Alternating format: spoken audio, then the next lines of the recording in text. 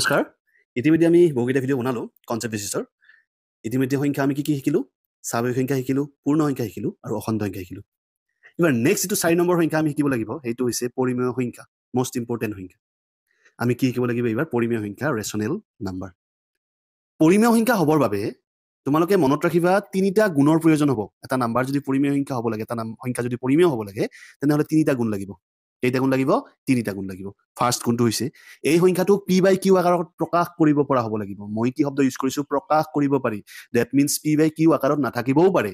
কিন্তু p/q আকাৰত অৰ্থাৎ ভগ্নাংশ হিচাপত তাক প্ৰকাশ কৰিব পাৰিব লাগিব প্ৰথম শৰ্ত দ্বিতীয় শৰ্ত হৈছে এই যে p/q আকাৰত প্ৰকাশ কৰিছো এই p আৰু এই q এই দুটা সংখ্যা কি সংখ্যা হ'ব লাগিব অখণ্ড সংখ্যা হ'ব লাগিব অখণ্ড সংখ্যা তোমালোকে বুজি পাইছা 1 2 3 4 0 আৰু -1 -1 এনেকুৱা সংখ্যা হ'ব লাগিব অৰ্থাৎ ওপৰতো তেনেকুৱা হ'ব লাগিব তলতো তেনেকুৱা সংখ্যা হ'ব লাগিব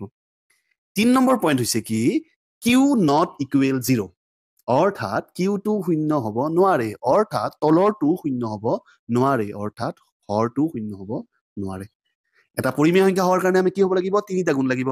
এক নম্বৰ গুণ হৈছে p/q আকাৰত প্ৰকাশ কৰিব পৰা হ'ব লাগিব দুই নম্বৰ হৈছে p আৰু q দুটাই অখণ্ড সংখ্যা হ'ব লাগিব আৰু 3 নম্বৰ হৈছে q not equal to 0 হ'ব লাগিব কথাখিনি ক্লিয়াৰ হৈছে অৰ্থাৎ কোনোবা এটা সংখ্যা পৰিমেয় হয় নে নহয় চাবৰ কাৰণে আমি এটা সংখ্যাকে তিনিবাৰ চেক কৰিব লাগিব বুজি পাইছা তাৰ কাৰণে মই এটা তোমালোকক সহজ উপায় দিওঁ তিনিবাৰ চেক নকৰিলেও হ'ব তোমালোকে সেই সংখ্যাটো পৰিমেয় নে অপৰিমেয় তিনিবাৰ চেক নকৰিলেও হ'ব এটা ট্ৰিক্স দিওঁ এই ট্ৰিক্সটোৰ দ্বাৰা তোমালোকে দেখি লগে লগে পটককে গম পাই যাবা যে এই সংখ্যাটো পৰিমেয় হয় নে নহয় তোমালোকে স্ক্ৰীনত দেখা পাই থাকিবা তাৰ কাৰণে তোমালোকে 4টা পইণ্ট মনত ৰাখিব লাগিব এই পইণ্ট 4টা হৈছে কি প্ৰথম পইণ্ট অখণ্ড সংখ্যাবিলাক পৰিমেয় সংখ্যা হ'ব পৃথিৱীত যিমানেই অখণ্ড সংখ্যা আছে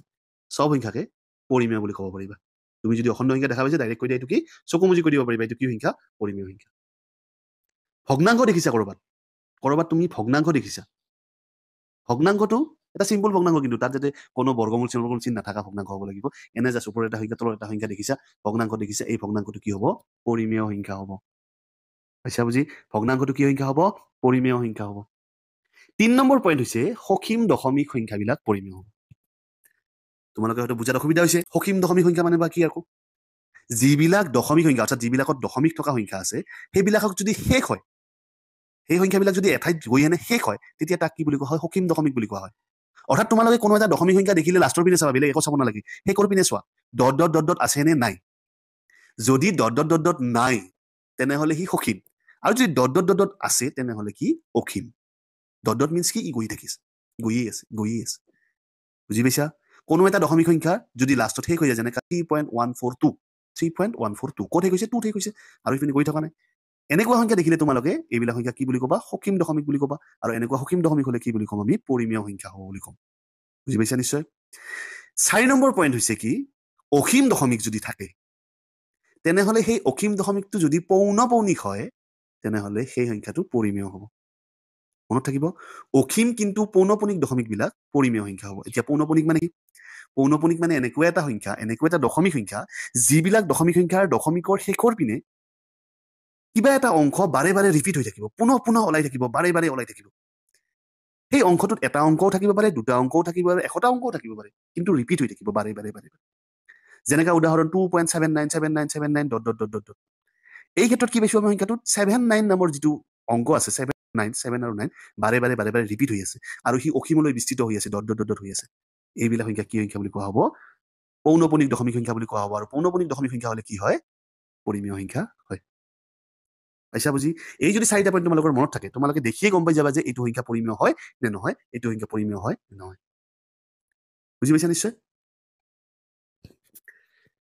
এতিয়া যদি পৰিমেয় সংখ্যাৰ এটা টোপোলা বান্ধো এখন যদি মনত ভৰাই দিওঁ সেই পৰিমেয় সংখ্যাৰ মোনাখনৰ নাম কি হ'ব নিয়মমতে পৰিমেয় সংখ্যাৰ নাম যেহেতু ৰেচনেল নাম্বাৰ আছিলে গতিকে সেই টোপোলাটোৰ নাম আৰ চিহ্নেৰে চিহ্নিত কৰিব লাগিছিলে ইতিমধ্যে মই তেনেকৈ শিকাই আছিলো কিন্তু ইয়াতে আৰ চিহ্নেৰে চিহ্নিত কৰা নহয় আৰ চিহ্নেৰে কিবা এটা বেলেগ সংখ্যা চিহ্নিত কৰা হয় গতিকে তোমালোকে ভালদৰে মনত ৰাখিবা পৰিমেয় সংখ্যাবিলাকক কি চিহ্নেৰে চিহ্নিত কৰা হয় কিউ চিহ্নেৰে চিহ্নিত কৰা হয় ইংৰাজী বৰ্ণমালাৰ কেপিটেল লেটাৰৰ কিউ ডাঙৰ হাতৰ কিউটো আৰু কিউৰে চিহ্নিত কৰা হয় কাক পৰিমেয় সংখ্যা মনত থাকিব ইয়াতে কিছুমান আৰু কুৱেশ্যন হয় আটাইতকৈ সৰু পৰিমেয় সংখ্যা বুলি ক'লে আমি কিন্তু বিচাৰি উলিয়াব নোৱাৰো আটাইতকৈ ডাঙৰ পৰিমেয় সংখ্যা বিচাৰি উলিয়াব নোৱাৰো কিন্তু দুটা সংখ্যাৰ মাজৰ পৰিমেয় সংখ্যা এটা কুৱেশ্যন আহে সেইটো কি তোমালোকক সুধিব কি 1 আৰু 3ৰ মাজত কেইটা পৰিমেয় সংখ্যা আছে তোমালোকে ভাবাচোন 1 আৰু 3ৰ মাজত 1 আৰু 3ৰ মাজত কেইটা পৰিমেয় সংখ্যা আছে বহুতে হয়তো কৈছা এটা 2 কিন্তু নহয় 1 আৰু 3ৰ মাজত এটা পৰিমেয় সংখ্যা নাই 1 আৰু 3ৰ মাজত অসংখ্য পৰিমেয় সংখ্যা আছে যিকোনো দুটা সংখ্যাৰ মাজত তোমালোকক যদি পৰিমেয় সংখ্যা উলিয়াব দিয়ে তেনেহ'লে অসংখ্য পাবা লাগিলে 1 3 হওক লাগিলে 1 আৰু 2 হওক 3 আৰু 4 হওক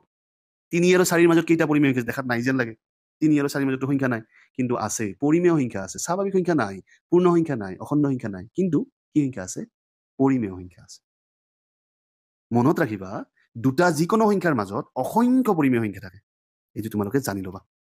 পৰিমেয় সংখ্যাৰ বিষয়ে জানিব লগা এইখিনি আৰু আছে বাৰু কেনেকৈ সসীম দশমিকবিলাকক পি বাই কিউ আকাৰত প্ৰকাশ কৰিব পাৰি কেনেকৈ পৌনপুনিক দশমিকবিলাকক পি বাই কিউ আকাৰত প্ৰকাশ কৰিব পাৰি সেইবিলাক আমি এটা এক্সট্ৰা ভিডিঅ' বনাই দিম পৰিমেয় সংখ্যাৰ বিষয়ে যিখিনি বেছিক কনচেপ্ট এইখিনি গতিকে আজি ভিডিঅ'টো ইমানতে শেষ হ'ল